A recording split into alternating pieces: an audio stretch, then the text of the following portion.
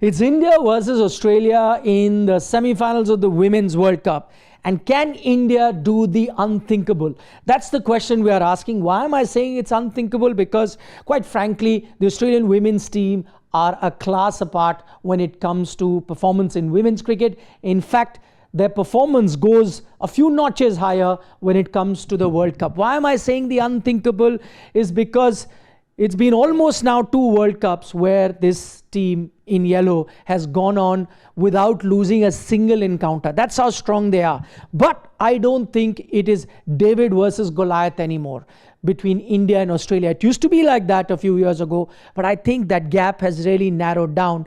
And if there is a chance for India to go ahead and lift the trophy, this World Cup is probably their best chance. And for that, they'll need to beat a very strong Australian team. We're going to look at 5 factors why we think India can indeed upset Australia this time around. Let's dive into straight up factor number 1, and that is the venue. Remember, it's being played in Navi Mumbai. And why am I saying the venue could be a factor? Because India has already played 2 games there, whereas the Australian team has not played a single encounter in this World Cup at this venue. Secondly, a lot of Indian players are used to this venue because, you know, the WPL matches happen there. So even though some Australian players have played, but by and large, a lot of Indian women's players, they've been playing at this venue, so they're quite familiar with the venue. And third point about the venue, it's a red soil pitch. And I think if India have a good chance of beating Australia, the red soil pitch should really work to their favor. It was a similar pitch that was used in Vizag as well, the previous encounter. And you know how close India came to beating Australia there. In fact, if they had just got some of those crucial moments right, India would have beaten Australia in that league encounter in this World Cup on a similar sort of pitch. Why is it that the red pitch is really helpful to them? It offers a bit of bounce to their spinners, a bit of turn to their spinners, which might help this Indian team really upset the apple cart. So venue, one reason why India would like to fancy their chances. Reason number 2 is that India will need to revisit 2017. Remember, I was saying how good a record Australia has in the World Cup. The last time they lost a 50-over World Cup match was way back in 2017, and the team to beat them was the Indian team. So I think this is a good opportunity for India to revisit that, because after that, even though India and Australia have met in other encounters, even though India and Australia have played World Cup encounters, but the semi-final, a knockout encounter, is completely different. That was the last time they played a knockout encounter, and guess who came out on top? The Indian team. So they can channelize that energy as well. They can channelize those memories as well, and that might augur well for the Indian team. The other thing that's really changed for the Indian team, on that occasion, you needed an outstanding 170 sort of a knock from Harmanpreet Co to ensure that you win the game. It was a freak knock, many people said. But since then, a lot has changed with the Indian women's team. Now they have multiple match winners with the bat. There's, of course, Smriti Mandhana. We've seen Richa Ghosh, win you a few games. Amanjot has won you a game or 2 with the bat. You've got Deepti Sharma. You've got Jemima now in good form. Hardly in there. So multiple match winners with the bat. And I think that is why they would like to fancy their chances. So go back to 2017, the last knockout encounter between these 2 teams. That might help the girls in blue as well.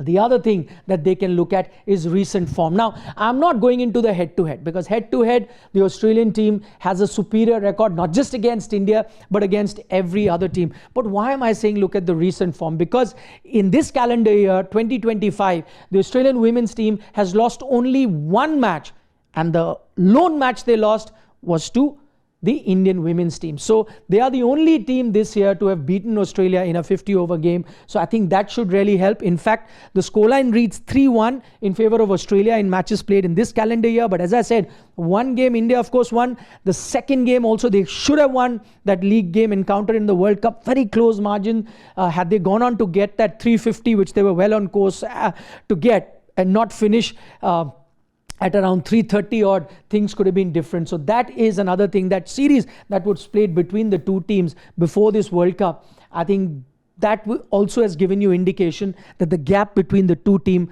has really narrowed down. So that is something that the Indian team can look at. That brings us to factor number 4. And even though this Australian team is packed with match winners, when you look at that run that they had when they were so dominant in women's cricket, some of their match winners, if you go to the last World Cup, out of the 4 or 5 match winners that they had, 3 of them are missing in this World Cup. Meg Lanning, Rachel Hines, Jess Jonathan, all of these players were standout performers with the bat and the ball. Major reason why they won the last World Cup, and before that as well. They are not there. So in that sense, this Australian team is going through a transition. Yes, they have match winners like Alisa Healy is there, Ellis Perry is there, Alana King is there. Yes, plenty of match winners there, but a team in transition, and that is why I say this is a great opportunity for the Indian team to pounce on them and cause a major upset.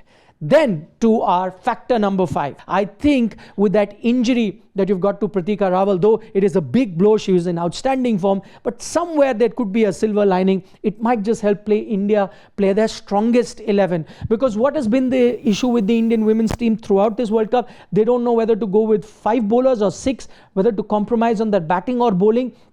And they've been caught in that sort of a scenario. What the injury to Pratika could do is ensure that India can now have batting depth as well as get in 6 bowlers if they go on to play this 11. I frankly feel this is the strongest 11 that India can go in with.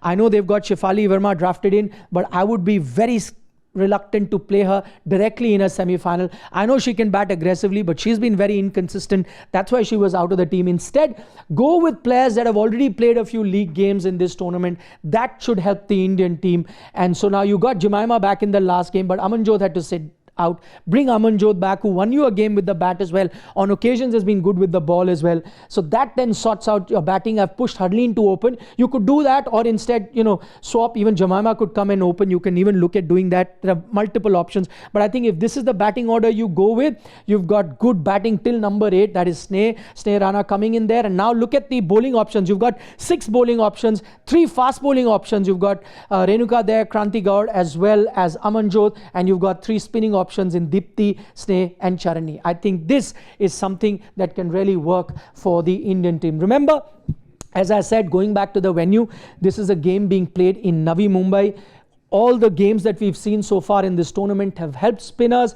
I know Radha Yadav picked up those wickets. In the game versus Bangladesh, she'll find it tough to get into the 11. But as you know, spinners have been doing a lot of work here. Akhtar from Bangladesh picked up some wickets here in the game that was played in Navi Mumbai. Atapattu from Sri Lanka, she picked up, the off spinner also picked up a few wickets. So this is a ground which can help spinners, and I think on that front India might have an advantage over Australia. And I know that they've got Alana King, but overall, man to man on the spinning front, I think India then has a good chance.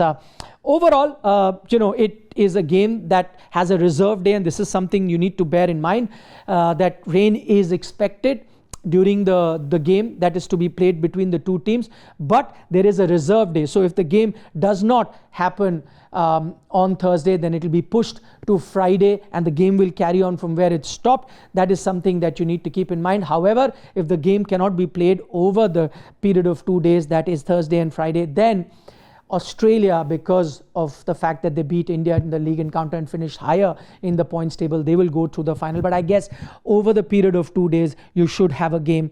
And as I said, it'll be a great chance for India to upset. Still, Australia start as a favourite, but I'd say 55-45, not 70-30 that you would say earlier when India would take on Australia. I'll say it's about 55-45 in favour of Australia.